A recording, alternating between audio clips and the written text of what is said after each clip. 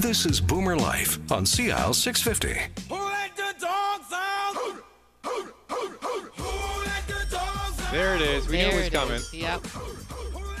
All right, it is Boomer Life here on CL 650. I'm Zach Spencer. On today's Boomer Life, we're talking about pets, dogs, oral health around dogs, and from Pampered Pets Ultrasonic, with 32 locations, is Rhonda Hebert, and your assistant is Tamara.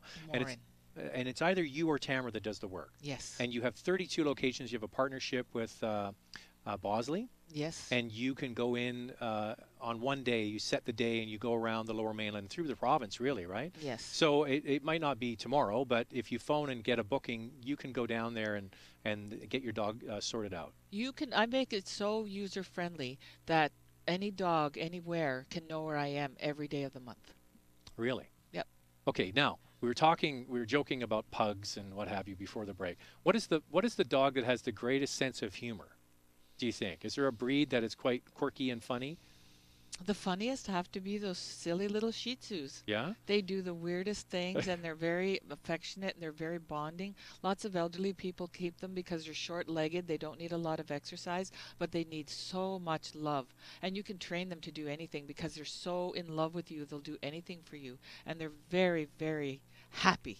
Happy. I've never seen a mad Shih Tzu in my life. Really? And is there a difficult breed? Is there one breed that you find is got a big personality, maybe? Beagles. Beagles. Beagles are stubborn. They're hounds. Anything in the hound family, like dash hounds and all those kinds of hounds, greyhounds, any kind of hound it's a working dog. Hounds are meant to work. And they have a job, they know it, they're focused, they get determination. And like I said, the one dog that I've turned away was a beagle. Okay, so you must get people all the time thinking, oh, we're going to get a puppy. What kind of dog should we get? So as a good sort of go-to family dog, you're a lab person. Actually, I'm more of a small dog person. Oh, really? I only like labs and labradoodles and those kinds of things. When you have a house and you have somewhere that dog can run, because that dog's going to have lots of energy. My favorite dog as a small dog is a Pomeranian. Oh, yeah, the little fluffy things, right? Yeah, the little fluffy ones that look like a chow, but only 10 times smaller.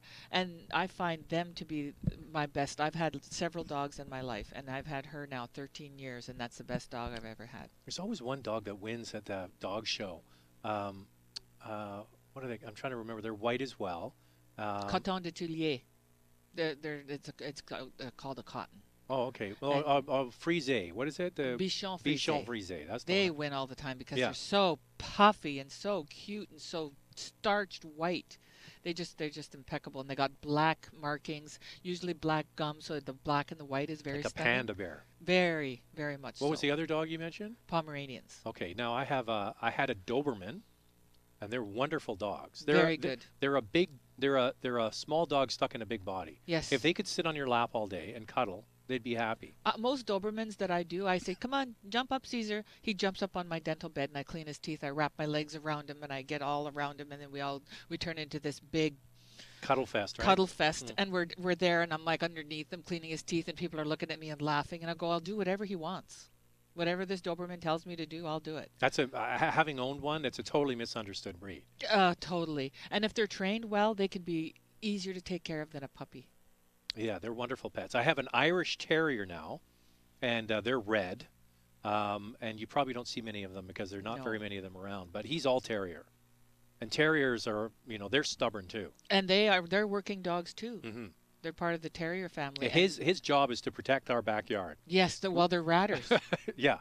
Any kind like the foxhound, the Jack Russell, the Griffins, anything like that that's considered those sort of hound breeds, they're hunting. They're keeping your yard clear of rats. They're doing, they have a job. Well, he's got a big job right now. He sits on the back deck, and they're building a new house across the lane from us. So he sits there and will watch them build that house all day. Well, he has to supervise. That's what I should give him a little hat and inspector badge. Yes. I'm sorry, this foundation isn't poured correctly. You'll have to redo it. Yeah. All right, so back to the ultrasonic. We got way off topic there, but everybody loves to talk about their pets. So with the ultrasonic cleaning, is it an annual event? Can people people overdo it? Are they not doing it enough? Well, they can't overdo it because they come in and they get a consultation beforehand. I look through the dog's mouth, and if the dog doesn't need its teeth cleaned, we push it back another 3 months. And then we gauge when that dog needs its teeth cleaned after the initial first one. And we try it 3 months. I phone them and say, how are things going? Oh, they're going really good. No smell, no nothing. Okay, let's go put on another 3 months. Or if they show up, we check and we see if there's any tartar calculus. Because people are crazy about maintaining their dog's oral health. And then I say, no, everything's crazy good. in a good way? In a good way. Okay. In a good way. People go a year to the month Right. on their annual dental day, they call, and they get their dogs booked in, whether there's a smell or any issue or not. That's good for you. Oh, it's something I've offered to them, a reduced rate plus permanent oral care. Your dog will have a hygienist for life. So when you started this business, you did it out of need for yourself. You Yes. had a dog that needed the teeth cleaned without having the dog put under. Yes. And so when did you, how did you turn that into a business? You had your grooming business, so you seem like a very entrepreneurial spirit to me. I am. I saw the opportunity and the need because what I booked was I booked like 15 dogs for this hygienist to come in. And I saw how she was with the people, and I saw how happy the people were, and I saw the need. And I took the advice of Jim Weckerly from the Dragon's Den, which I've appeared on. And he said, create the need and the business will follow. I created the need by introducing this profession and getting it in with the ultrasonic and getting it, and then he's right, the business did follow. So you're using a sort of a pediatric system, right? This is what they would use on children. Yep. I have baby dental flossers because I floss the teeth as well. Anyone can pick calculus off a dog's teeth, but not everybody can go and floss between the teeth and get the parts where things are stuck like a flosser can. I even get my teeth flossed when I go to get my teeth cleaned. So because you got to get the particulates in between the teeth, otherwise you're back where you started. And so how did you modify a human system for dogs? I started with a different ultrasonic, and I found that it was just a little too much. And then I did that. Too powerful, maybe? Just a little too powerful. It took me about 10 dogs, honestly, to get my feet wet and to figure out what I was doing, but I already knew the holds and I knew how to hold the dog, and I knew I just had to figure out how to adapt a watered machine with noise to a dog that had never had anything, that I had only hand scaled before. So doing that took me a few dogs to get that going, and once that got going, everyone hears the word ultrasonic and they just go nuts. So I know from people who have groomed pets is that the clipping of the nails is something that dogs hate too, right? Yeah, but if you do it right, I clip nails all the time. People, I say, "Do you want a mani-pedi when your teeth are done?" Okay, yeah. Mani-pedi.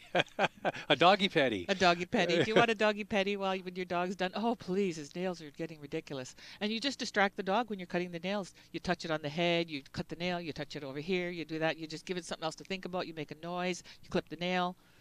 Okay, and it's assuredness. So you calm the dog, you give it a mild sort of naturopathic calming, what is it, a liquid? Yep. It's like a little cup of tea?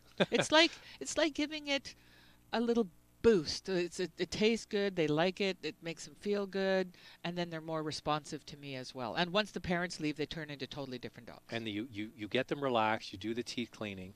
What is the piece of advice you could give somebody for a dog that can't turn their brain off and needs to relax? Is it a pressure point? Is it talking to them? I'd run that dog. Just get exercise. Run that dog. Because that dog is thinking, and there's something it's thinking about, and until you figure out what it is, whether it's a toy or a chew, because obsessive behavior also comes from anxiety. So something could be happening. When someone comes in, they go, "There's something wrong with my dog." I go, "Okay, are you and your wife okay? Are your kids okay? Did you move?" "Oh, my wife and I split up." "Your dog's depressed." And they're like, "You're kidding." I go, "Yeah, he's losing his fur because he's depressed because he misses your wife." So then they set up doggy visitations on weekends, and the dog's fur grow back. Really? Yep. Whatever goes on in your life and the stress you bring home, you bring it to your dog. And it manifests itself in many different ways, right? Absolutely. Dogs try to make you feel better, and they do that by taking on your stress. So that whole thing of the dog picks up on your vibes is 100%. 100%. And that dog can tell if you're scared of it or not, Right. because you give off that vibe. So that's another thing. You go in there with a different kind of mindset. Well, and I do feel quite confident because I've been doing this for years and I've never been bitten. And I find that the dogs really respond to me because this is my heart and soul. This job is my passion, my life. You know, I'll never do anything else till I'm 90. I'll be doing this till I'm 90. I'll be coaching, teaching, anything to do with dogs and dog health because I find that it's something that hasn't been promoted enough because it's just now basically inserted into the mainstream of a profession. This is now a profession. And, you know, how do you create a profession? It's quite difficult to create a whole... You're a pioneer. Yeah, in an already infrastructured...